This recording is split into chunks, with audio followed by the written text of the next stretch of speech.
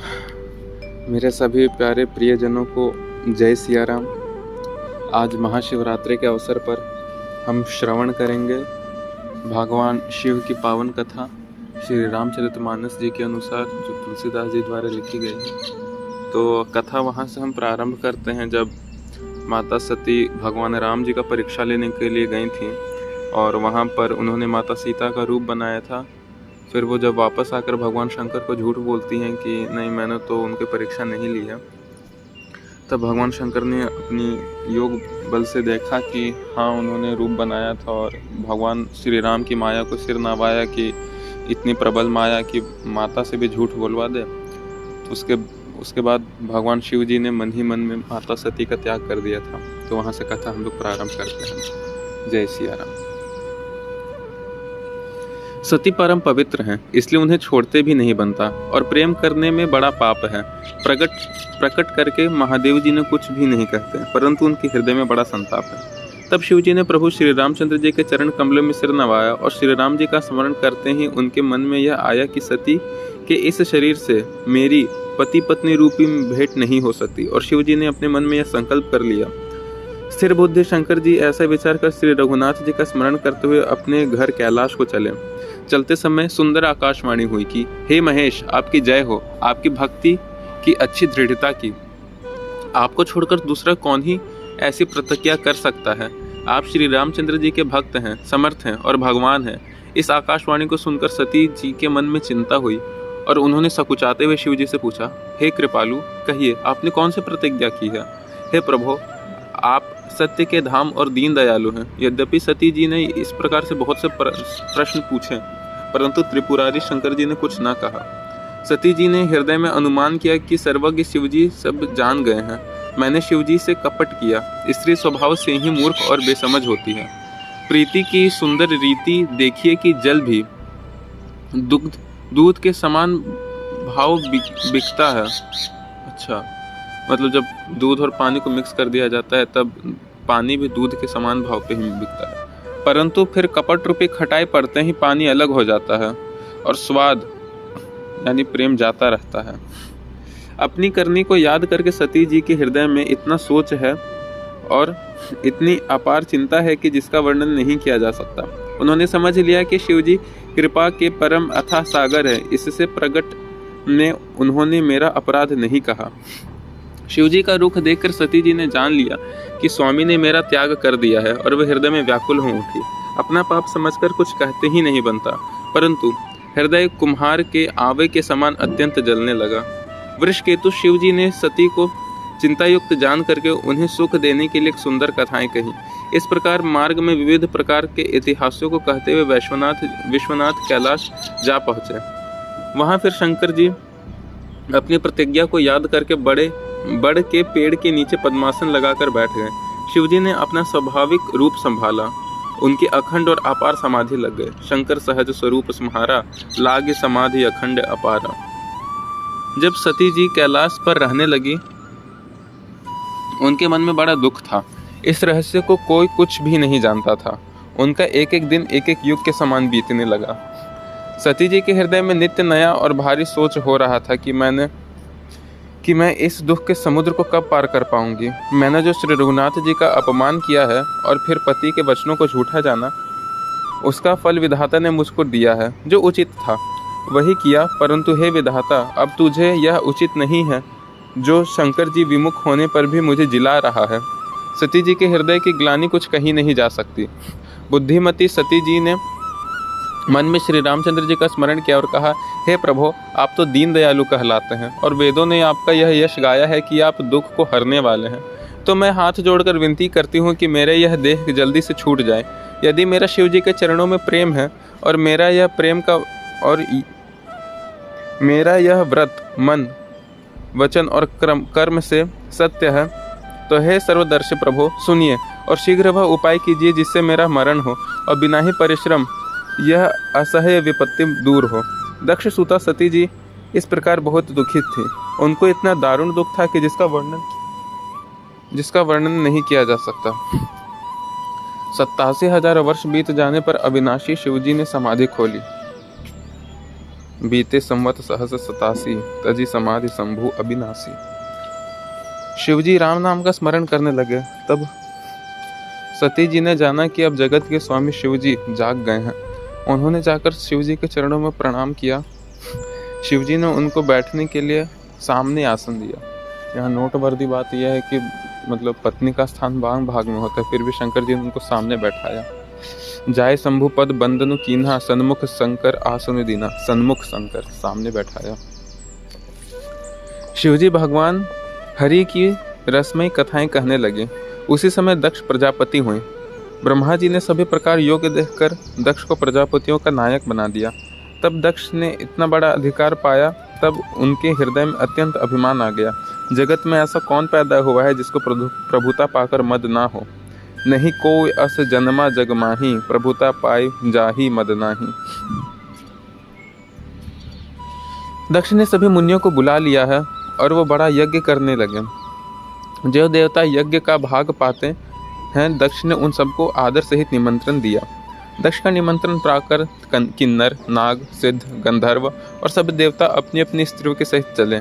विष्णु, ब्रह्मा और महादेव को छोड़कर सभी देवता अपना अपना विमान सजाकर चले। सती जी ने देखा कि अनेक प्रकार के सुंदर विमान आकाश में चले जा रहे हैं। देव सुंदरियां मधुर गान कर रही हैं, जिन्हें सुनकर मुनियों का ध्यान भी टूट जाए। सती जी ने विमानों में देवता का जाने का कारण पूछा। तब शिवजी ने सभी बातें बतलाई।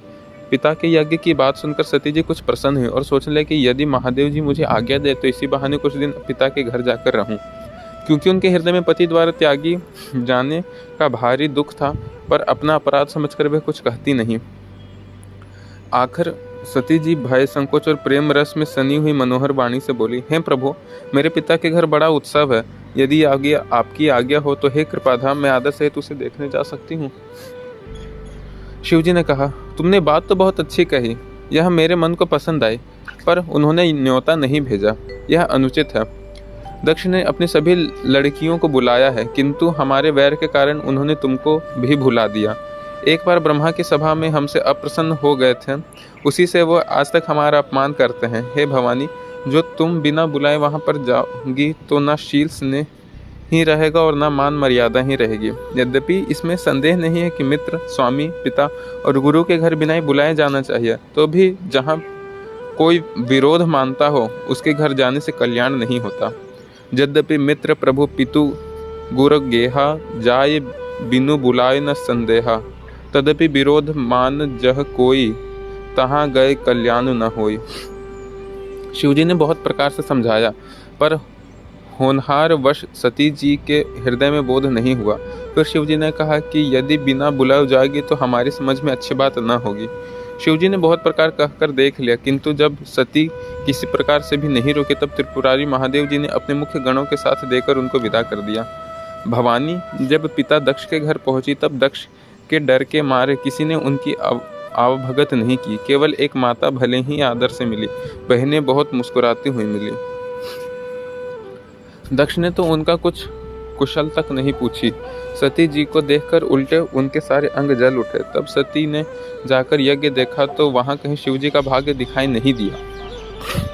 तब शिवजी ने जो कहा था वह उनकी समझ में आ गया। स्वामी का अपमान समझकर सती का हृदय जल उठा। पिछला दुख उनके हृदय में उतना नहीं व्यापा था जितना महान दुख इस समय हुआ।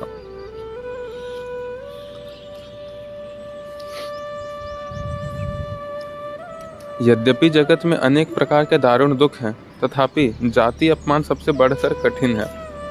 यह समझकर सती जी को बड़ा क्रोध आया। माता ने उन्हें बहुत प्रकार से समझाया बुझाया, परंतु उनसे शिवजी का अपमान सहा नहीं गया। इससे उनके हृदय में कुछ भी प्रबोध नहीं हुआ। तब वे सारी सभा को हठपूर्वक डांटकर क्रोध में भरे वचन बोले, हे सभासदों और सभी मुनीश्वरों, सुनो, जिन लोगों ने यहाँ शिव जी की निंदा की है या सुनी है, उन सबको उसका फल तुरंत ही मिलेगा, और मेरे पिता दक्ष भी भली भांति पछताएंगे। जहाँ संत, शिव जी और लक्ष्मीपति भगवान विष्णु की निंदा सुनी जाए, वहाँ ऐसी मर्यादा है कि यदि अपना वश चले तो उस निंदा करने वाले की जीभ काट ले, और ना तो कान मूंद कर वहाँ से भाग जाए। त्रिपुर दैत्यों को मारने वाले भगवान महेश्वर संपूर्ण जगत की आत्मा है।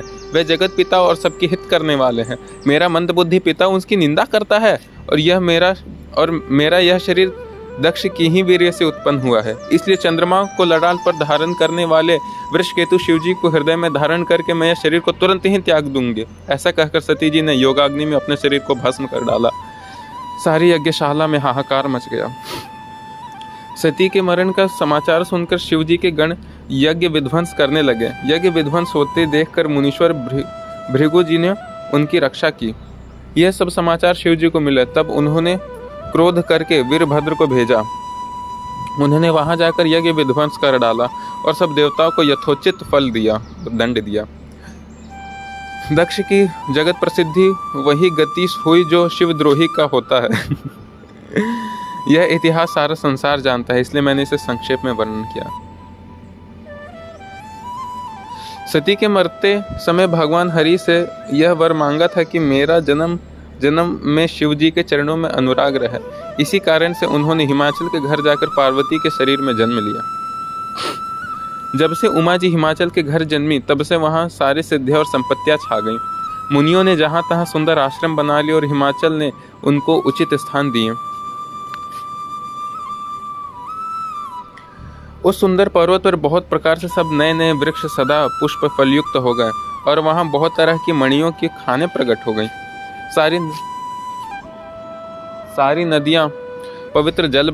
सारी नदियों में पवित्र जल बहता है और पक्षी पशु भ्रमर सभी सुखी रहते हैं।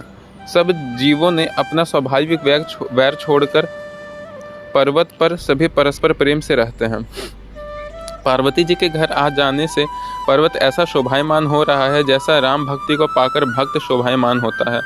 उस पर्वतराज के घर नित्य नए नए मंगलोत्सव होते हैं जिसका ब्रह्मादि यश गाते हैं। जब नारद जी ने यह समाचार पाया तो वे कौतुक ही से हिमाचल के घर पधारे।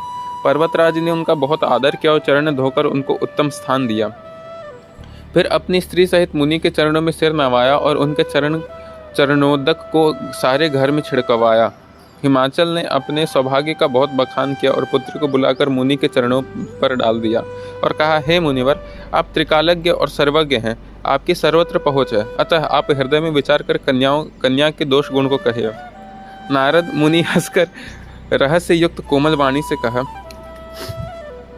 तुम्हारी कन्या तो गुणों की खान है। यह स्वभाव से ही सुंदर, सुशील और समझदार है। उमा, अंबिका और भवानी इसके अनेक नाम हैं। कन्या सब सुलक्षणों से संपन्न है। यह अपने पति को सदा प्यारी होगी, इसका सुहाग सदा अचल रहेगा और इससे इसके माता पिता यश पावेंगे। यह सारे जगत में पूज्य होगी और इसकी सेवा करने से कुछ भी दुर्लभ नहीं होगा। संसार में स्त्रियां इसका नाम स्मरण करके पतिव्रत रूपी तलवार की धार पर चढ़ जाएंगी। हे पर्वतराज, तुम्हारी कन्या सुलक्षणी है। अब इसमें जो 2-4 अवगुण है उसे भी सुन लो। अच्छा, गुणहीन, पानहीन, पिता माता विहीन, उदासीन, संशयहीन, योगी, जटाधारी, निष्काम हृदय, नंगा और अमंगल वेश वाला ऐसा पति इसको मिलेगा। इसके हाथों में ऐसी ही रेखा पड़ी है। शैल सुलक्षण सुता तुम्हारी, सुनहु जे अब अवगुण दोई चारी। अगुण अमान मात पितु हीना, उदासीन सब संशय छीना। जोगी जटिल अकाम मन, नगन अमंगल वेश। अस स्वामी एही कह, मिलहि परि हस्त असिरेख। नारद मुनि की वाणी सुनकर और उसको हृदय में सत्य जानकर पति पत्नी को दुख हुआ और पार्वती जी प्रसन्न हो गई। नारद जी भी इस रहस्य को नहीं जाना, क्योंकि सबकी बाहरी दशा एक सी होने पर भी भीतरी समझ भिन्न भिन्न थी। क्या बात है।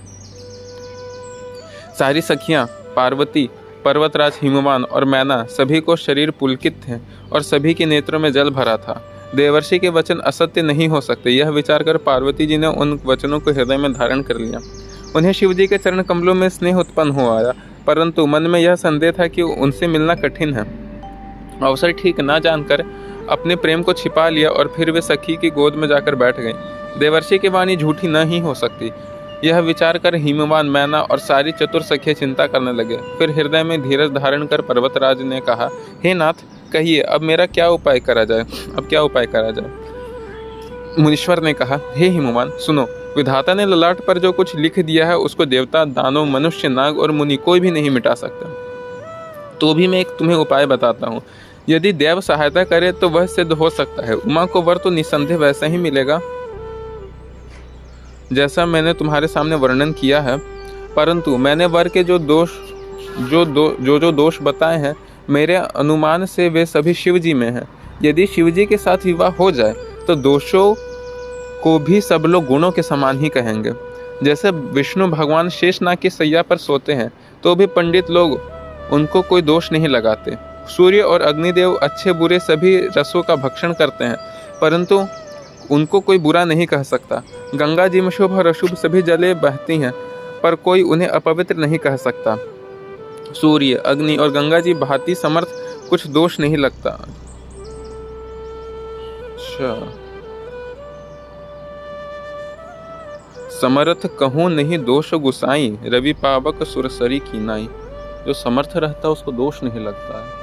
क्या बात है, पावरफुल आदमी कभी गलत नहीं हो सकता। यदि मूर्ख मनुष्य ज्ञान के अभिमान से इस प्रकार होड़ करते हैं तो वे कल्प भर के लिए नरक में पड़े रहते हैं। भला कहीं जीव भी ईश्वर के समान स्वतंत्र तो हो सकता है? गंगा जल से भी बनाई हुई मदिरा को जानकर संत लोग कभी उसका पान नहीं करते, पर वही गंगा जी में मिल जाने पर जैसे पवित्र हो जाती है। ईश्वर और जीव में वैसा ही भेद है। शिव जी सहज ही समर्थ हैं क्योंकि वे भगवान हैं, इसलिए इस विवाह में सब प्रकार कल्याण है। परंतु महादेव जी की आराधना बड़ी कठिन है, फिर भी क्लेश करने से वे बड़ी जल्दी संतुष्ट हो जाते हैं। यदि तुम्हारी कन्या तप करे तो त्रिपुरारी महादेव जी होनहार को मिटा सकते हैं। यद्यपि संसार में वर अनेक हैं, पर इसके लिए शिव जी को छोड़कर दूसरा वर कोई नहीं।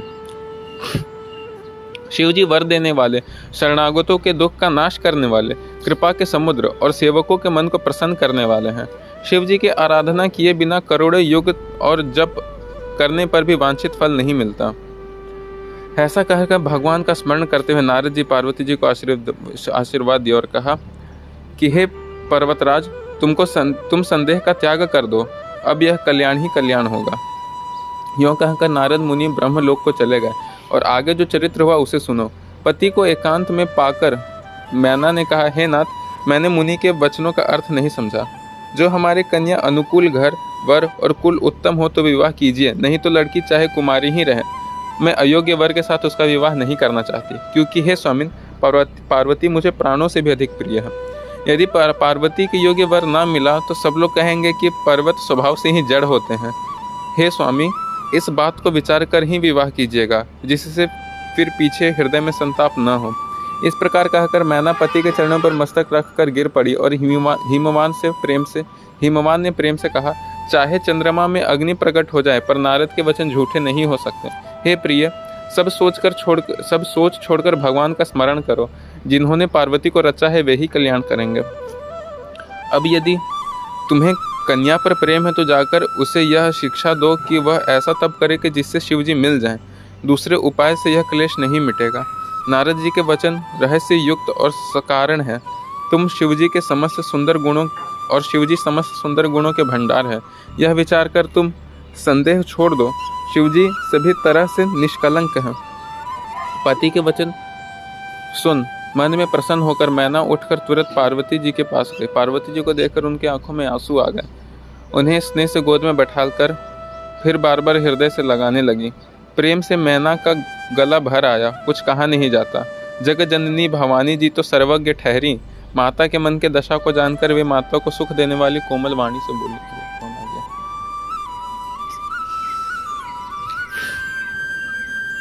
माँ सुन, मैं तुझे सुनाती हूँ। मैंने ऐसा सपने देखा है कि मुझे एक सुंदर गौर वर्ण श्रेष्ठ ब्राह्मण ने ऐसा उपदेश दिया है। हे पार्वती, नारद जी ने जो कहा है उसे सत्य समझकर तू जाकर तप कर। फिर यह बात तेरे माता पिता को भी अच्छी लगी है। तप सुख देने वाला, दुख दोषों का नाश करने वाला है। तप के बल से ही ब्रह्मा संसार को रचते हैं और तप के बल से ही विष्णु सारे जगत का पालन करते हैं।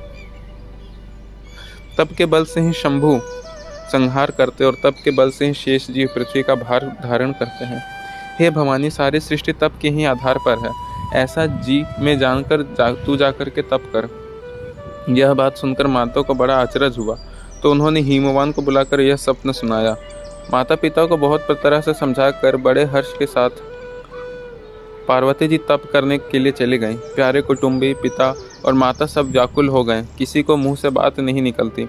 तब वेदशिरा मुनि ने आकर सबको समझाकर कहा, पार्वती जी की महिमा सुनकर सबका समाधान हो गया।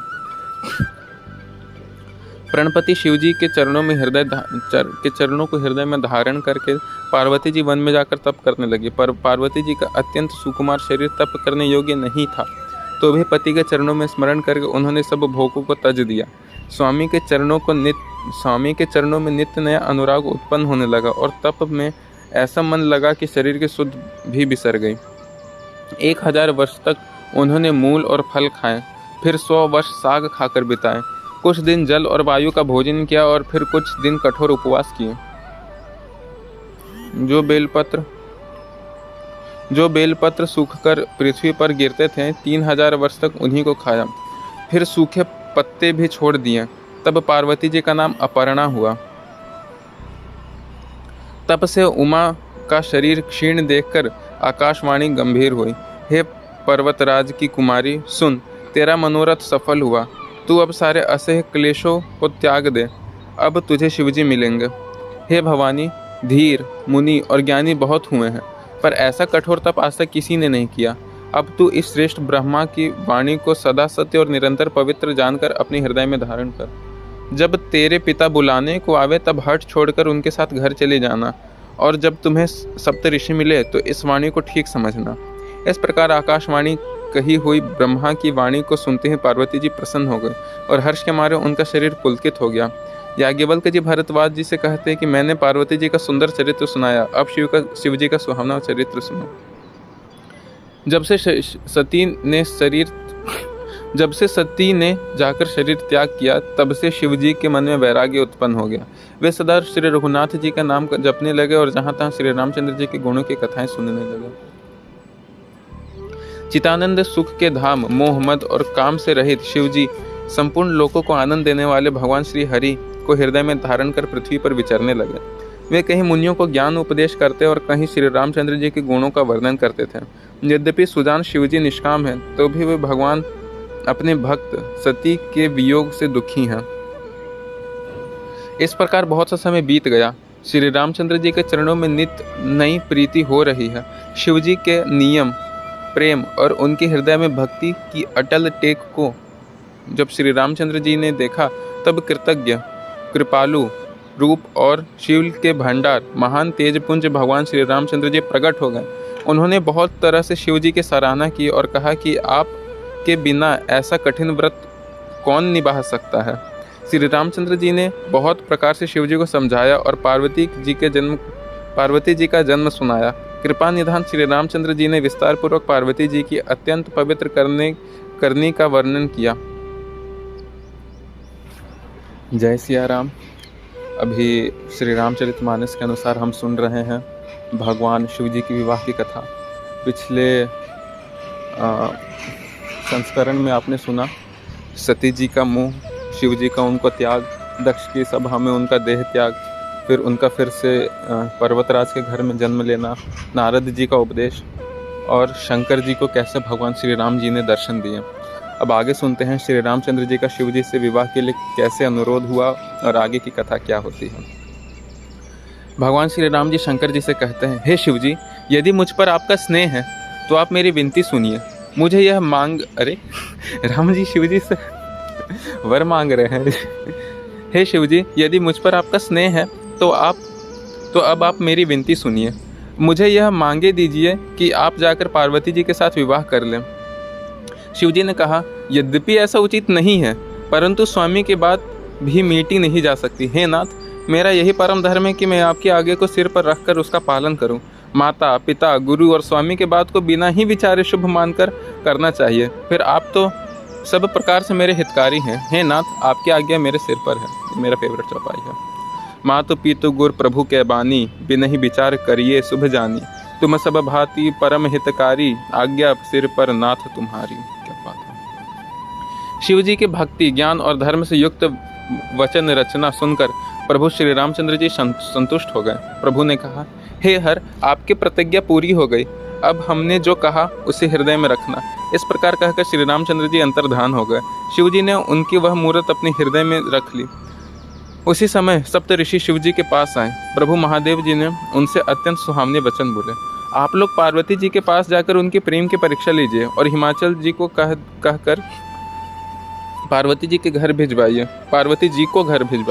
और उनके संदेह को दूर कीजिए। ऋषियों ने पार्वती जी वहां जाकर पार्वती को कैसे देखा मानो मूर्तिमान तपस्या ही हो। मुनि बोले, है शैल कुमारी, सुनो, तुम किस लिए इतना कठोर तप कर रही हो? तुम किसकी आराधना करती हो और क्या चाहती हो? हमसे अपना सच्चा भेद क्यों नहीं कहती? पार्वती जी ने कहा, बात कहते मन बहुत सकुचाता है। आप लोग मेरी मूर्खता सुनकर हंसेंगे।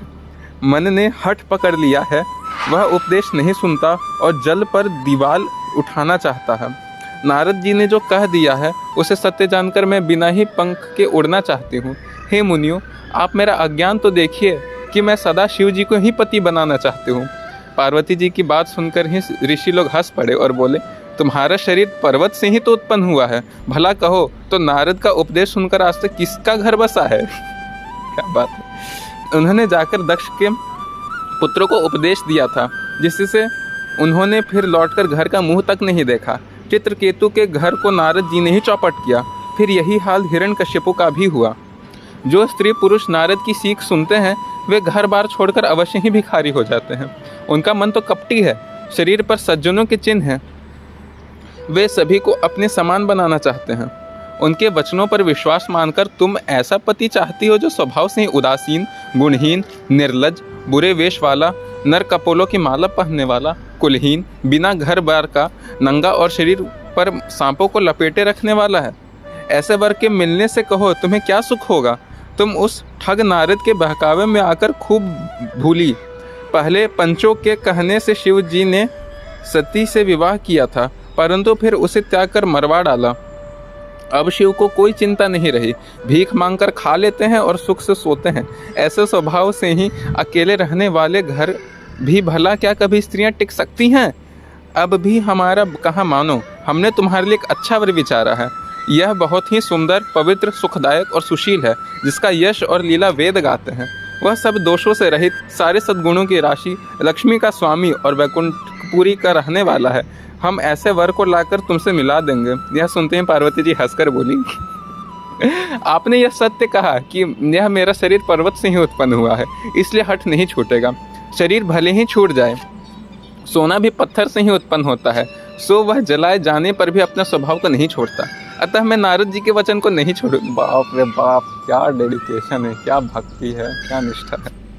अतः मैं नारद जी के वचनों को नहीं छोड़ूंगी, चाहे घर बसे या उजड़े, इससे मैं नहीं डरती। जिसको गुरु के वचनों में विश्वास नहीं है, उसको सुख और सिद्धि स्वप्न में भी सुगम नहीं हो सकती। गुरु के वचन प्रतीत न जेहि, सपने हो सुगम न सुख सिद्धि तेहि। माना कि महादेव जी अवगुणों के भवन हैं और विष्णु जी समस्त गुणों के धाम हैं, पर जिसका मन जिसमें रम गया उसका तो उसी से काम है ना। महादेव अवगुण भवन, विष्णु सकल गुण धाम, जेहि कर मनु रम जाहि, सन तेहि तेहि सन काम। हे मुनीश्वरों, यदि आप पहले मिलते तो मैं आपको उपदेश सिर माथे रख सुनती, परंतु अब तो मैं अपना जन्म शिव जी के लिए हार चुकी, फिर गुण दोषों का विचार कौन करे। यदि आपके हृदय में बहुत ही हठ है तो विवाह की बातचीत किए बिना आपसे रहा ही नहीं जाता, तो संसार में वर कन्या बहुत है, खिलवाड़ करने वालों को आलस्य तो होता ही नहीं। मेरा तो करोड़ जन्मों तक यही हट रहेगा कि या तो मैं शिवजी को वरूंगी, नहीं तो कुमारी ही रहूंगी। स्वयं शिवजी 100 बार भी कहे तभी नारद जी को उपदेश को नहीं छोड़ूंगी। क्या गुरु निष्ठा है। जगजननी पार्वती जी फिर ऐसा कहकर जगजननी पार्वती जी ने फिर कहा कि मैं आपके पैरों पड़ती हूँ, आप अपने घर जाइए, बहुत देर हो गई है। शिव जी में पार्वती जी का ऐसा प्रेम देखकर ज्ञानी मुनि बोले, हे जगजननी भवानी, आपकी जय हो, आपकी जय हो। आप माया हैं और शिव जी भगवान हैं। आप दोनों समस्त जगत के माता पिता हैं। यह कहकर मुनि पार्वती जी के चरणों में सिर नवाकर चल दिया। उनके शरीर बार बार पुलकित हो रहे हैं।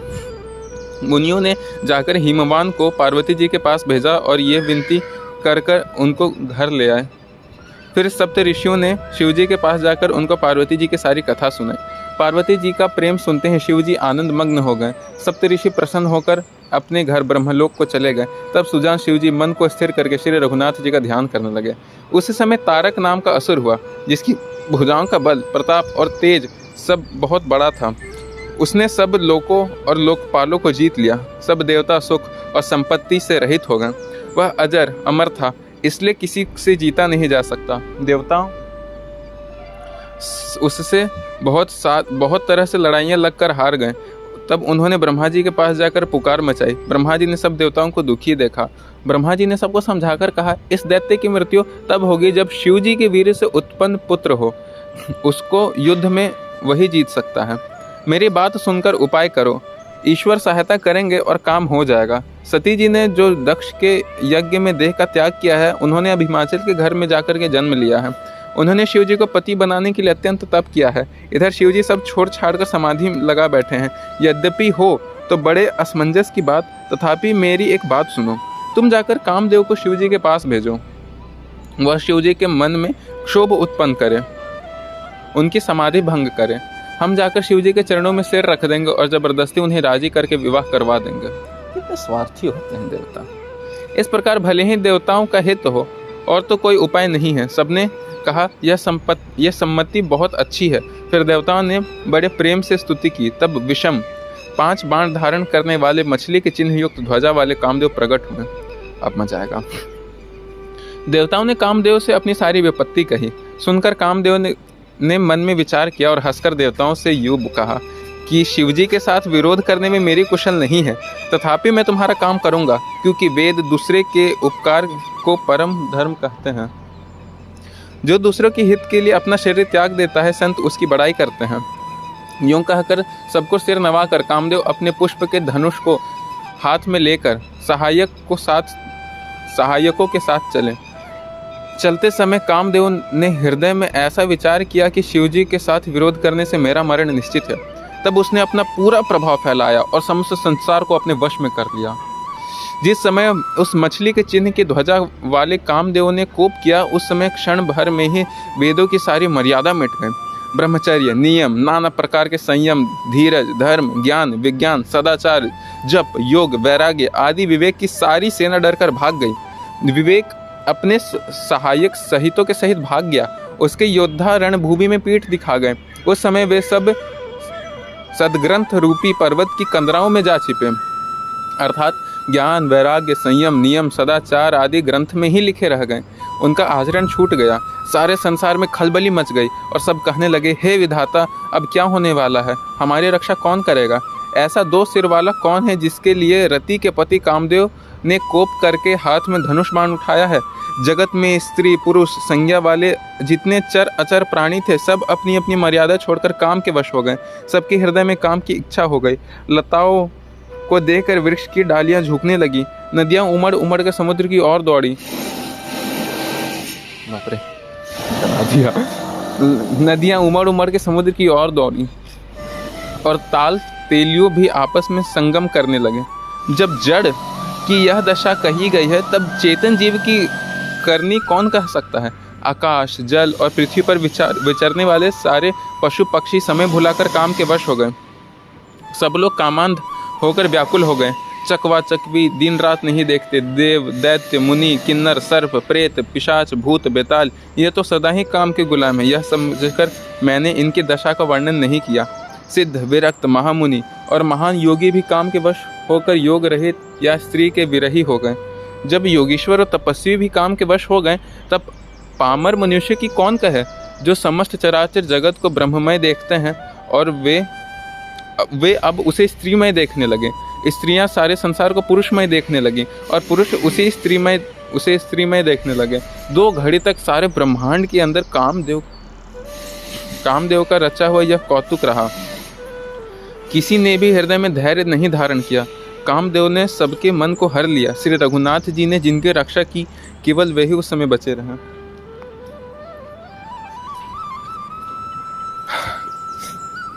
2 घड़ी तक ऐसा तमाशा हुआ। जब तक कामदेव शिवजी के पास पहुंच गया। शिवजी को देखकर कामदेव डर गया। तब सारा संसार फिर जैसा का तैसा स्थिर हो गया। तुरंत ही सब जीव वैसे ही सुखी हो गए जैसे मतवाले लोग मद उतर जाने पर सुखी होते हैं। दुराधर्ष, जिसको पराजित करना अत्यंत ही कठिन है और दुर्गम, भगवान, ऐश्वर्य, धर्म, यश, श्री, ज्ञान और वैराग्य, 6 ईश्वरीय गुण युक्त रुद्र शिवजी को देखकर कामदेव भयभीत हो गया। लौट जाने में लज्जा मालूम होती है और करते कुछ बनता नहीं।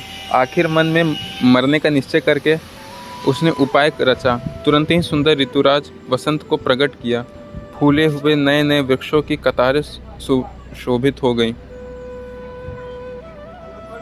वन, उपवन, बावली, तालाब और सब दिशाओं के विभाग परम सुंदर हो गए। जहाँ तहाँ मानो प्रेम उमड़ रहा है, जिसे देखकर मरे मन में भी कामदेव जाग उठा। मरे हुए मन में भी कामदेव जागने लगा। वन की सुंदरता कहीं नहीं जा सकती। काम रूपी अग्नि सच्चा मित्र, कामदेव अग्नि का सच्चा मित्र, शीतल मंद सुगंधित पवन चलने लगे। सरोवर में अनेक कमल खिल गए, जिन पर सुंदर भौरों की समूह गुंजार करने लगे। राजहंस, कोयल और तोते रसीले बोली बोलने लगे और अप्सराएं गा गा कर नाचने लगी। कामदेव अपने सेना समेत करोड़ प्रकार की सब कलाएं करके हार गए, पर शिवजी के अचल समाधि न डिगी। तब कामदेव क्रोधित हो उठे। आम के वृक्ष की एक सुंदर डाली देखकर मन में क्रोध भर आया और कामदेव उस पर चढ़ गए। उसने पुष्प धनुष पर अपने 5 बाण चढ़ाए और अत्यंत क्रोध से ताककर उन्हें कान तक तान लिया। छाड़े विषम विसखी उर लागे, छूटी समाधि शंभु तब जागे। भय ईस मन क्षोभ विशेषी, नयन उघारे सकल दिशि देखी। कामदेव ने तीक्ष्ण बाण छोड़े जो शिवजी के हृदय में जाकर लगे। तब उनकी समाधि टूट गई और वे जाग गए। ईश्वर शिवजी ने मन में बहुत क्षोभ किया और उनकी आंखें खोलकर सब ओर देखा। जब आम के पत्तों में छुपे हुए कामदेव को देखा तो उन्हें बड़ा क्रोध आया, जिससे तीनों लोग कांप उठे। तब शिवजी ने अपना तीसरा नेत्र खोला। उनके देखते ही कामदेव जलकर भस्म हो गया। जगत में बड़ा हाहाकार मच गया। देवता डर गए, दैत्य सुखी हो गए। अरे अच्छा, भोगी लोग काम सुख को याद करके चिंता करने लगे और साधक योगी निष्कंटक हो गए। योगी निष्कंटक हो गए। कामदेव की स्त्री रति अपने पति की यह दशा सुनते ही मूर्छित हो गई। रोती चिल्लाती और भांति भांति से करुणा करते हुए शिवजी के पास गई। अत्यंत प्रेम के साथ अनेक प्रकारों से विनती करके हाथ जोड़कर सामने खड़ी हो गई। शीघ्र प्रसन्न होने वाले कृपालु शिवजी अबला को देखकर सुंदर वचन बोले। हे रति, अब से तेरे स्वामी का नाम अनंग होगा। वह बिना ही शरीर के सब को व्यापेगा। अब तू अपने पति से मिलने की बात सुन। जब पृथ्वी पर भारी भार को उतारने के लिए यदुवंश में श्री कृष्ण का अवतार होगा, तब तेरा पति उनको पुत्र रूप में उत्पन्न होगा। मेरा यह वचन अन्यथा नहीं है। शिवजी के वचन सुनकर रति चली। अब दूसरी कथा बखान कर कहता हूँ। ब्रह्मादि देवता ने यह सब समाचार सुने तो वैकुंठ को चले। फिर वहाँ से विष्णु और ब्रह्मा जी के सहित सब देवता वहाँ चले गए जहाँ कृपा निधान भगवान शिवजी थे। उन सब ने शिवजी की अलग अलग स्तुति की। तब शशि भूषण शिवजी प्रसन्न हो गए। कृपा के समुद्र शिवजी बोले, हे देवताओं, कहिए आप किस लिए आए हैं। ब्रह्मा जी ने कहा, हे प्रभु, आप अंतर्यामी हैं, तथापि हे स्वामी, भक्ति के वश मैं आपसे विनती करता हूँ। हे शंकर, सब देवताओं के मन में ऐसा परम उत्साह है कि हे नाथ, वे अपनी आंखों से आपका विवाह देखना चाहते हैं। हे भगवान, किसी को इच्छा नहीं है भगवान शिव का विवाह देखने का। सब स्वार्थवश आया है देवता लोग। पर क्या यार, वही है ना, जो घर का श्रेष्ठ रहता है, जो मुखिया रहता है, उसको बहुत सी चीज़ जानकर भी चुप रहना पड़ता है। ब्रह्मा जी का विनती सुनिए। हे शंकर, सभी देवताओं मन में ऐसा परम उत्साह है कि हे नाथ, वे अपनी आंखों से आपकी विवाह देखना चाहते हैं। हे कामदेव के मत को चूर करने वाले, आप ऐसा कुछ कीजिए जिससे सब लोग आपके उत्सव का नेत्र भर कर देखें। हे कृपा के सागर, कामदेव को भस्म करके आपने रति का जो वरदान दिया है बहुत ही अच्छा किया है। हे नाथ, श्रेष्ठ स्वामियों का यह सहज स्वभाव है कि वे पहले दंड देकर फिर कृपा किया करते हैं। पार्वती ने अपार तप किया है, अब उन्हें अंगीकार करिए। ब्रह्मा जी की प्रार्थना सुनकर और प्रभु श्री रामचंद्र जी के वचनों को याद कर शिवजी प्रसन्नतापूर्वक कहा, ऐसा ही हो। तब देवता नगाड़े बजाए और फूलों की वर्षा करके जय हो देवताओं के स्वामी आपकी जय हो ऐसा कहने लगे। उचित अवसर जानकर सप्तऋषि आए और ब्रह्मा जी ने तुरंत ही उन्हें हिमाचल के घर भेजा। वे वहाँ पहले गए जहाँ पार्वती जी थी और उनसे छल से भरे मीठे वचन बोले। नारद जी के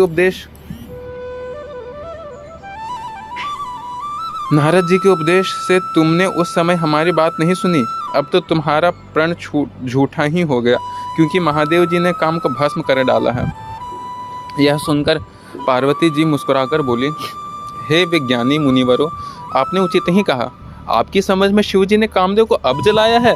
अब तक वे विकार युक्त ही रहे, किंतु हमारी समझ में शिव जी सदा से ही योगी, अजन्मा, अनिग्न, पता क्या है, काम रहित और भोगहीन है। और यदि मैंने शिव जी को ऐसा समझकर ही मन, वचन और कर्म से प्रेम सहित उनकी सेवा की है, तो हे मनुष्यों सुनिए, वे कृपा निधान भगवान मेरी प्रतिज्ञा को अवश्य सत्य करेंगे। आपने जो यह कहा कि शिव जी ने कामदेव को भस्म कर दिया, यही आपका सबसे भारी अविवेक है। डांट देती है पार्वती जी। हे तात, अग्नि का तो यह सहज स्वभाव ही है कि पाला उसके समीप नहीं जा सकता और जाने पर अवश्य नष्ट हो जाएगा। महादेव जी और कामदेव के संबंध में यही बात समझनी चाहिए। पार्वती के वचन सुनकर उनका प्रेम और विश्वास देखकर मुनि हृदय में बड़े प्रसन्न हुए और भवानी को सिर नवाकर चल दिए और हिमाचल के पास पहुँचे। उन्होंने पर्वतराज हिमाचल को सब हाल सुनाया। कामदेव का भस्म होना सुनकर हिमाचल बहुत दुखी हुए। फिर मुनियों ने रति के वरदान की बात कही। उसे सुनकर हिमवान ने बहुत सुख माना। शिव जी के प्रभाव को मन में विचार कर हिमाचल ने श्रेष्ठ मुनियों को आदरपूर्वक बुला लिया और उनसे शुभ दिन, शुभ नक्षत्र, शुभ घड़ी शोधवाकर वेद की विधि के अनुसार शीघ्र ही लग्न निश्चय कराकर लिखवा लिया।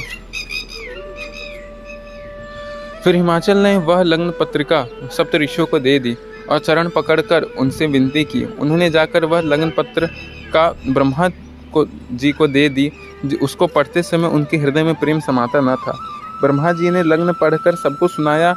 उसे सुनकर सब मुनि और देवताओं का सारा समाज हर्षित हो गया। आकाश से फूलों की वर्षा होने लगी, बाजे बजने लगे और दसों दिशाओं में मंगल कलश सज गए। जय सिया राम भक्तों, ये शिव पार्वती विवाह का अंतिम संस्करण है। इसमें हम भगवान शिव जी की और माता पार्वती की विवाह की कथा अंत कर रहे होंगे। अभी तक हमने अनेक प्रकार की लीलाएं श्रवण कर ली हैं, जो शुरू हुई थी माता सती के भ्रम से, और अभी जब हम कथा जब शुरू कर रहे होंगे तब ब्रह्मा जी ने सारे देवताओं के साथ मिलकर शंकर जी को विवाह के लिए कन्विंस कर लिया है, मना लिया है। और अब आगे देखते हैं क्या होगा। हाँ, अब सारे देवता विमान सजाकर चलने के लिए रेडी हैं। सब देवता अपने भांति भांति के वाहन और विमान सजाने लगे। कल्याणप्रद मंगल शकुन होने लगे और अप्सराएं गाने लगी। शिव जी के गण शिव जी का श्रृंगार करने लगे। जटाओं का मुकुट बनाकर उस पर सांपों का मौर सजाया। शिव जी ने सांपों के ही कुंडल और कंगन पहने, शरीर पर विभूति रसाई और वस्त्र की जगह पर बाघंबर लपेट लिया। शिव जी के सुंदर मस्तक पर चंद्रमा, सिर पर गंगा, 3 नेत्र, सांपों का जनेऊ, गले में विष और छाती पर नरमुंडों की माला है। इस प्रकार उनका वेश अशुभ होने पर भी वे कल्याण के धाम और कृपालु हैं। एक हाथ में त्रिशूल, दूसरे में डमरू सुशोभित है। शिव जी बैल पर बैठकर चलें, बाजे बज रहे हैं। शिव जी को देखकर देवांगनाएं मुस्कुरा रही हैं और कहती हैं कि इस वर के योग्य दुल्हन संसार में नहीं मिलेगी। विष्णु और ब्रह्मा आदि देवताओं के समूह अपने अपने वाहनों पर चढ़कर बारात में चले। देवताओं के समाज सब प्रकार से अनुपम था, पर दूल्हे के योग्य बारात न थी। अच्छा, दूल्हे के योग्य बारात नहीं थी। तब भगवान विष्णु ने सब दिक्पालों को बुलाकर हंसकर ऐसा कहा, सब लोग अपने अपने दल समेत अलग अलग होकर चलो। हे भाई, हम लोगों की यह बारात वर के योग्य नहीं है। क्या बढ़िया बात है। मतलब ये नहीं कि दूल्हा बारात के योग्य नहीं, ऐसा नहीं, बारात ही दूल्हा के योग्य नहीं है, इसलिए वो भगवान विष्णु है ना। हे भाई, हम लोगों की यह बारात वर के योग्य नहीं है। क्या पराये नगर में जाकर हंसी कराओगे? भगवान विष्णु की यह बात सुनकर देवता मुस्कुराए और वे अपने अपने सेना सहित अलग हो गए। महादेव जी यह देखकर मन ही मन मुस्कुराते रहते हैं कि भगवान विष्णु के व्यंग्य वचन नहीं छूटते। अपने प्यारे भगवान विष्णु के इन अति प्रिय वचनों को सुनकर शिवजी ने भृंगी को भेजकर अपने सभी गणों को बुलवा लिया। अब मजा आएगा। यहाँ से वो होता है शिव अनुशासन सुनी सब आए, प्रभु पद जलज शीस तिन्ह नाय, नाना वाहन नाना बेशा बिहसे शिव समाज निज देखा, को मुखहीन विपुल मुख काहू, कोई पद कर को बहुपद बाहु, विपुल नयन को नयन विहीना, रिष्ट पुष्ट को अति तनखीन, तनखीन को अतिहीन, तनखीन को अति पीन, पावन को अपावन गति धरे, भूषण कराल कपाल कर सब सद्य सोनित तन भरे, खर स्वान सुवर श्रीकाल मुख गण वेश अगणित को गने, बहुजिनस प्रेत पिशाच जोगी जमात बरनत नहीं बने, हाँ जमात बरनत नहीं बने, नाच ही गाव ही गीत परम तरंग भूत सब, देखत अति विपरीत बोलही वचन विचित्र विधि। शिव जी के आगे सुनते ही सब चले आए और उन्होंने स्वामी के चरणों में सिर नवाया। तरह तरह की सवारियां और तरह तरह के वेश वाले अपने समाज को देखकर शिव जी हंस उठे। किसी का मुख नहीं है और किसी के बहुत से मुख हैं, कोई बिना हाथ पैर का है तो किसी के बहुत से हाथ पैर, किसी के बहुत सी आंखें हैं तो किसी की एक भी आंख नहीं, कोई बहुत मोटा ताज़ा है और कोई बहुत ही दुबला पतला, कोई बहुत दुबला है कोई बहुत मोटा है, कोई पवित्र कोई अपवित्र वेश धारण किए हुए हैं, भयंकर गहने पहने हाथ में कपाल लिए और सब के सब शरीर में ताज़ा खून लपेटे हुए हैं। गधे सूअर कुत्ते और सियार कैसे उनके मुख हैं। गणों की अगणित वेश को कौन गिने। बहुत प्रकार के प्रेत पिशाच और योगिनियों की जमात हैं, उनका वर्णन करते नहीं बनता। भूत प्रेत नाचते और गाते हैं, सब लोग बड़े मौजी हैं, देखने में बहुत ही बेढंग जान पड़ते हैं और बड़े ही विचित्र ढंग से बोलते हैं। जैसा दूल्हा है अब वैसे ही बारात बन गई है। मार्ग में चलते हुए भांति भांति के कौतुक होते जाते हैं। इधर हिमाचल ने ऐसा विचित्र मंडप बनाया कि जिसका वर्णन नहीं हो सकता। जगत में जितने छोटे बड़े पर्वत हैं जिनका वर्णन करके पार नहीं मिलता, तथा जितने वन समुद्र नदियां और तालाब थे, हिमाचल ने सबको न्योता भेजा। वे सब अपनी इच्छा अनुसार रूप धारण करने वाले सुंदर शरीर धारण कर सुंदर स्त्रियों और समाज के साथ हिमाचल के घर गए। सभी स्नेह सहित मंगल गीत गाते हैं। हिमाचल ने पहले से ही बहुत से घर सजवा रखे थे। यथायोग्य उन स्थानों में सब लोग उतर गए। नगर की सुंदर शोभा देखकर ब्रह्मा की रचना चातुरी थी भी तुच्छ लगने लगती है। नगर की शोभा देखकर ब्रह्मा की निपुणता सचमुच में तुच्छ लगती है। वन बाग कुएं तालाब नदियाँ सभी सुंदर हैं, उनका वर्णन कौन कर सकता है। घर घर बहुत से मंगल सूचक तोरण और ध्वजा पताकाएं सुशोभित हो रही हैं। वहाँ के सुंदर और चतुर स्त्री पुरुष को छवि देखकर मुनियों के मन भी मोहित हो जाते हैं। जिस नगर में स्वयं जगदम्बा ने अवतार लिया है, क्या उसका वर्णन हो सकता है। वहाँ रिद्धि सिद्धि संपत्ति और सुख नित्य नए बढ़ते जाते हैं। बारात को नगर के निकट आई सुनकर नगर में चहल पहल मच गई, जिससे उसकी शोभा बढ़ गई। अगवानी करने लोग बनाव श्रृंगार देखकर सभी नाना प्रकार के सवारियों को सजाकर आदर सहित बारात को लेने चले। देवताओं के समाज को देखकर सब मन में प्रसन्न हुए और भगवान विष्णु को देखकर तो बहुत ही सुखी हुए। किंतु जब शिवजी के दल को देखने लगे तब तो उनके सब वाहन डरकर भाग चले। कुछ बड़ी उम्र के समझदार लोग धीरज धरकर वहां डटे रहे। लड़के तो सब अपने प्राण लेकर भागे। घर पहुंचने पर जब माता पिता पूछते हैं तो वे सब भय से कांपते हुए शरीर से ऐसा वचन बोलते हैं, क्या कहें, कोई बात कही नहीं जाती। यह बारात है या यमराज की सेना, दूल्हा पागल है और बैल पर सवार है। सांप कपाल और राख ही उसके गहने हैं। दूल्हे के शरीर पर राख लगी है, सांप और कपाल के गहने हैं। वह नंगा जटाधारी और भयंकर है। उसके साथ भयानक मुख वाले प्रेत भूत पिशाच योगिनियां और राक्षस हैं। जो बारात को देखकर जीता बचेगा सचमुच उसके बड़े ही पुण्य है और वही पार्वती जी का विवाह देख सकेगा। लड़कों ने घर घर जाकर यही बात कही। महेश्वर का समाज समझकर सब लड़कों ने माता पिता मुस्कुराते हैं। उन्होंने बहुत तरह से लड़कों को समझाया कि निडर हो जाओ, डर की कोई बात नहीं है। अगवान लोग बारात लिए। उन्होंने सबको सुंदर जनवासे को ठहरा दिया। पार्वती जी की माता मैना ने शुभ आरती सजाई और उनके साथ स्त्रियां उत्तम मंगल गीत गाने लगी। सुंदर हाथ में सोने का थाल शोभित है। इस प्रकार मैना हर्ष के साथ शिवजी का परिछन करने चली। जब महादेव जी के भयानक वेश को देखा तो स्त्रियों के मन में भारी भय उत्पन्न हो गया। बहुत ही डर के मारे भागकर वे घर में घुस गईं और शिवजी जहाँ जनवासा था वहाँ चले गए। मैना के हृदय में बहुत भारी दुख हुआ। उन्होंने पार्वती जी को अपने पास बुला लिया और अत्यंत स्नेह से गोद में बैठाकर अपने नील कमल के समान नेत्रों में आंसू भरकर कहा, जिस विधाता ने तुमको इतना सुंदर रूप दिया, उस मूर्ख ने तुम्हारे दूल्हा को बावला कैसे बनाया? जिस विधाता ने तुमको सुंदरता दी, उसने तुम्हारे लिए ऐसा बावला वर कैसे बनाया? जो फल कल्प वृक्ष में लगना चाहिए वह जबरदस्ती बबूल में लग रहा है। मैं तुम्हें लेकर पहाड़ से गिर पड़ूंगी, आग में जल जाऊंगी या समुद्र में कूद पड़ूंगी, चाहे घर उजड़ जाए और संसार भर में अकीर्ति फैल जाए, पर जीते जी मैं इस बावले वर से तुम्हारा विवाह नहीं करूंगी।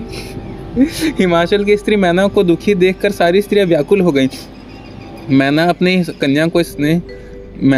कन्या के स्नेह को याद करके विलाप करती, रोती और कहती थी, मैंने नारद का क्या बिगाड़ा था, जिन्होंने मेरा बसता हुआ घर उजाड़ दिया और जिन्होंने पार्वती को ऐसा उपदेश दिया कि जिससे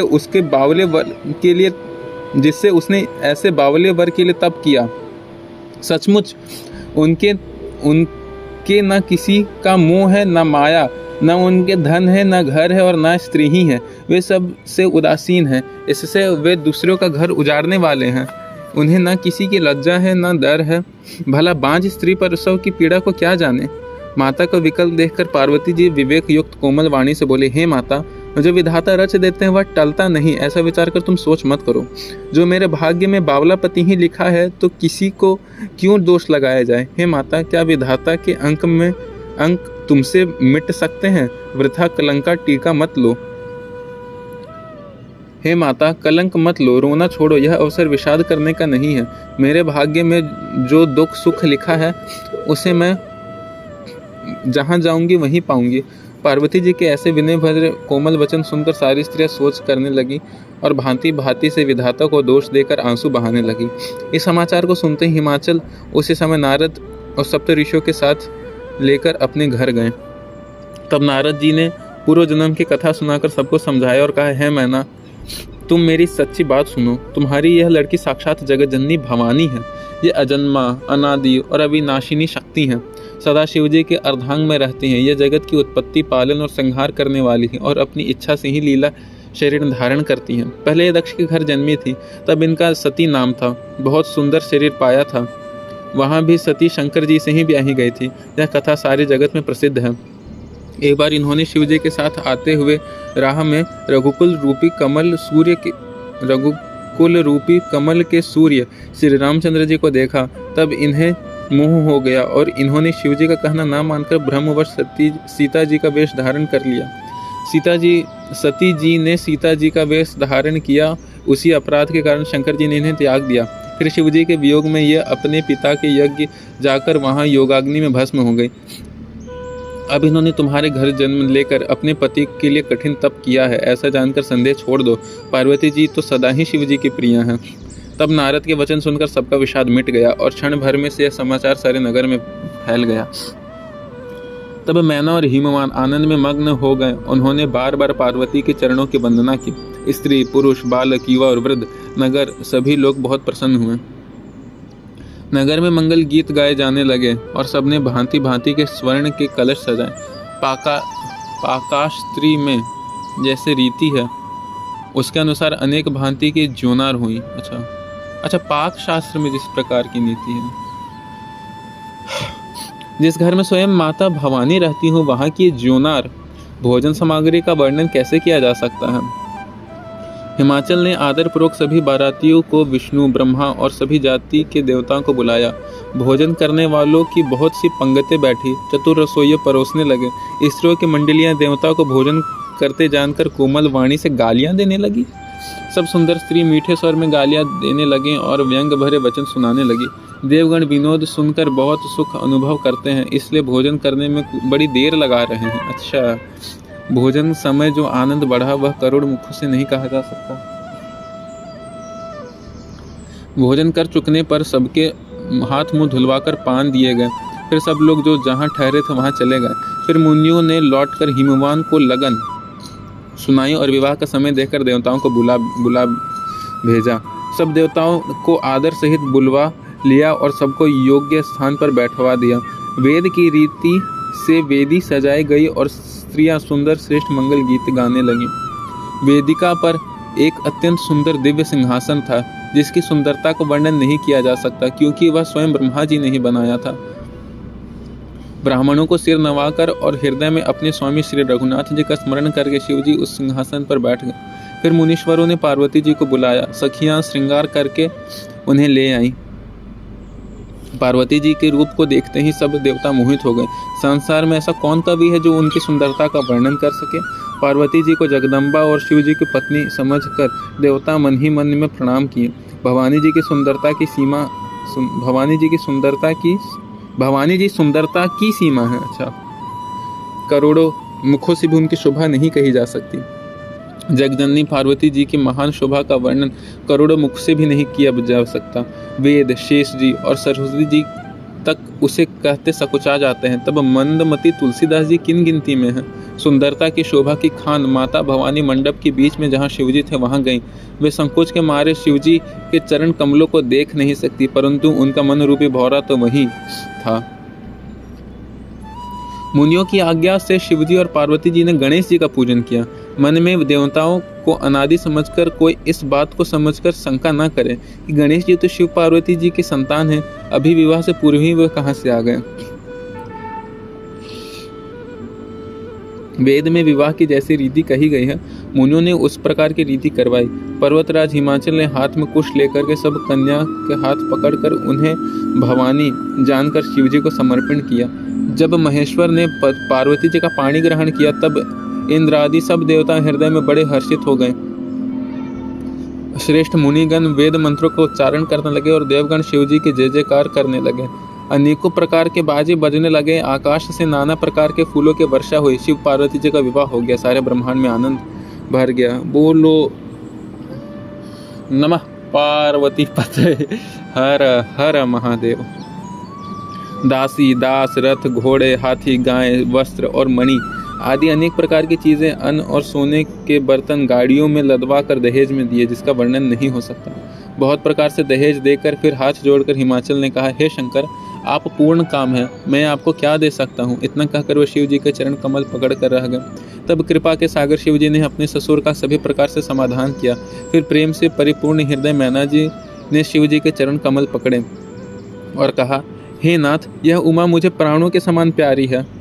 आप इसे अपने घर की टहलनी बनाइएगा और इसके सब अपराधों को क्षमा करते रहिएगा। अब प्रसन्न होकर मुझे यही वर दीजिए। शिवजी ने बहुत प्रकार से अपनी सास को समझाया। तब वे शिवजी के चरणों में सिर नवाकर घर गई। फिर माता ने पार्वती जी को बुला लिया और गोद में बैठाकर यह सुंदर सीख दी, हे पार्वती, तो सदा शिव जी के चरण की पूजा करना, नारियों का यही धर्म है। उनके लिए पति ही देवता है और कोई देवता नहीं है। इस प्रकार बातें कहते कहते उनकी आंखों में आंसू भर आए और उन्होंने कन्या को छाती से चिपटा लिया। फिर बोली, विधाता ने जगत में स्त्री जाति को क्यों पैदा किया? पराधीन को सपने में भी सुख नहीं मिलता। यह भी बोला गया है, कत विधि सृजी नारी जग माही, पराधीन सपने हु सुख नाही। भय अति प्रेम विकल महतारी, धीरज कीन्ह कुसमय बिचारी। फिर बोली, विधाता ने जगत में स्त्री जाति को क्यों पैदा किया? पराधीन को सपने में भी सुख नहीं मिलता। जो कहती है, माता प्रेम में अत्यंत व्याकुल हो गई। प्रेम के कुसमय जानकर उन्होंने धीरज धरा। मैना बार बार मिलती हैं और पार्वती जी के चरणों को पकड़कर गिर पड़ती हैं। बड़ा ही प्रेम है, कुछ वर्णन नहीं किया जा सकता। भवानी सब स्त्रियों से मिल भेंट कर फिर अपनी माता के हृदय से जाप लिपटी। पार्वती जी माता से फिर मिलकर चली। सब किसी ने उन्हें योग्य आशीर्वाद दिए। पार्वती जी ने फिर कर माता की ओर देखती जाती। तब सखियां उन्हें शिव जी के पास ले गए। महादेव जी सब याचकों को संतुष्ट कर पार्वती जी के साथ घर को चले, मतलब कैलाश को। सब देवता प्रसन्न होकर फूलों की वर्षा करने लगे और आकाश में सुंदर नगाड़े बनने लगे। तब हिमवान अति प्रेम से शिव जी के पहुँचाने के लिए साथ चले। वृषकेतु शिवजी ने बहुत तरह से उन्हें संतोष कराकर विदा किया। पर्वतराज हिमाचल तुरंत घर आए और उन्होंने सब पर्वतों और सरोवरों को बुलाया। हिमवान ने आदर, दान, विनय और बहुत सम्मान पूर्वक सबकी विदाई की। जब शिवजी कैलाश पर पहुंच के तब सब देवता अपने अपने लोकों को चले गए। तुलसीदास जी कहते हैं, पार्वती और शिवजी के जगत के माता पिता हैं, इसलिए मैं उनके श्रृंगार का वर्णन नहीं करता। शिव पार्वती विविध प्रकार से भोग विलास करते अपने गणों सहित कैलाश पर रहने लगे। वे नित्य नए विहार करते थे। इस प्रकार बहुत सा समय बीत गया। तब 6 मुख वाले पुत्र स्वामी कार्तिक का जन्म हुआ, जिन्होंने बड़े होने पर युद्ध में तारकासुर को मारा। वेद शास्त्र में, पुराणों में स्वामी कार्तिकेय की जन्म की कथा प्रसिद्ध है और सारा जगत उसे जानता है। षडानंद स्वामी कार्तिक ने के जन्म, कर्म, प्रताप और महान पुरुषार्थ को सारा जगत जानता है, इसलिए मैंने वृषकेतु के पुत्र का चरित्र संक्षेप में कहा है। शिव पार्वती के विवाह की इस कथा को जो स्त्री पुरुष कहेंगे और गाएंगे, वे कल्याण के कार्य और विवाह आदि मंगलों में सदा सुख पाएंगे। शिव पार्वती के विवाह की इस कथा को जो स्त्री पुरुष कहेंगे और गाएंगे, वे कल्याण के कार्यों और विवाह आदि मंगलों में सदा सुख पाएंगे। यह उमा शंभु विवाहु जे नर नारी कही है जगावही, कल्याण काज विवाह मंगल सर्वदा सुख पावही। गिरजापति महादेव जी का चरित्र समुद्र के समान अपार है। उनके पार तो वेद भी नहीं पाते, तब अत्यंत मंदमती और गंवार तुलसीदास उसका क्या वर्णन कर सकता है। शिव जी के रसीले और सुहावने चरित्र को सुनकर मुनि भरद्वाज जी बहुत ही सुख पाए। कथा सुनने की उनकी लालसा बढ़ गई, नेत्र में जल भर आया और रोमावली खड़ी हो गई। वे प्रेम में मुग्ध हो गए, मुख से वाणी नहीं निकलती। उनकी यह दशा देखकर ज्ञानी मुनि याज्ञवल्क्य बहुत प्रसन्न हो गए और बोले, हे मुनीश, आहा, तुम्हारे जन्म धन्य है। तुमको गौरीपति शिवजी प्राणों के समान प्रिय हैं। शिवजी के चरण कमलों में जिनकी प्रीति नहीं है, वे श्री रामचंद्र जी को स्वप्न में भी नहीं अच्छे लगते। शिव पद कमल जिन्हें रति नाही, राम ही ते सपन ही न सुहाही। विश्वनाथ श्री शिव जी के चरणों में निष्कपट प्रेम होना ही सच्चा राम भक्त का लक्षण है। शिवजी के समान रघुनाथ जी का व्रत धारण करना वाला कौन है? जिन्होंने बिना ही पाप के सती जैसी स्त्री का त्याग दिया और प्रतिज्ञा करके रघुनाथ जी की भक्ति दिखा दी। हे भाई, श्री रामचंद्र जी को शिव जी के समान और प्यारा कौन है? मैंने पहले ही शिव जी का चरित्र कहकर तुम्हारा भेद समझ लिया। तुम श्री रामचंद्र जी के परम सेवक और समस्त दोषों से रहित हो। मैंने तुम्हारा गुण और शील जान लिया। अब मैं श्री रघुनाथ जी की लीला कहता हूँ, उसे सुनो। हे मुनि, आज तुम्हारे मिलने से मेरे मन को जो आनंद हो वो कहा नहीं जा सकता। अच्छा, इसके बाद राम जी की कथा प्रारंभ हो जाती है। तो भक्तों, ये 3 पार्ट करके मैंने इसे रिकॉर्ड करा। लगभग 1 घंटा से ज़्यादा समय हो गया मेरे ये शिव जी पार्वती जी का विवाह का कथा कहते कहते। वाचन की अशुद्धिया के लिए मैं सही में हृदय से क्षमा प्रार्थी हूँ। एंड होते होते मुझे भी रियलाइज़ हुआ कि मैं बहुत अशुद्ध पढ़ने लग गया था। पर वही, अब शिव पार्वती जी का कथा है, मेरे जैसा मंदमती क्या ही इसके बारे में बोल सकता है। खैर, मुझे लगता है कि आप लोगों को यह कथा सुनकर आनंद प्राप्त हुआ होगा। आपके हृदय में श्री रघुनाथ जी और माता शंकर पार्वती जी के प्रति प्रेम बढ़े, ऐसी मेरी भगवान श्री राम से प्रार्थना है। जय सिया राम।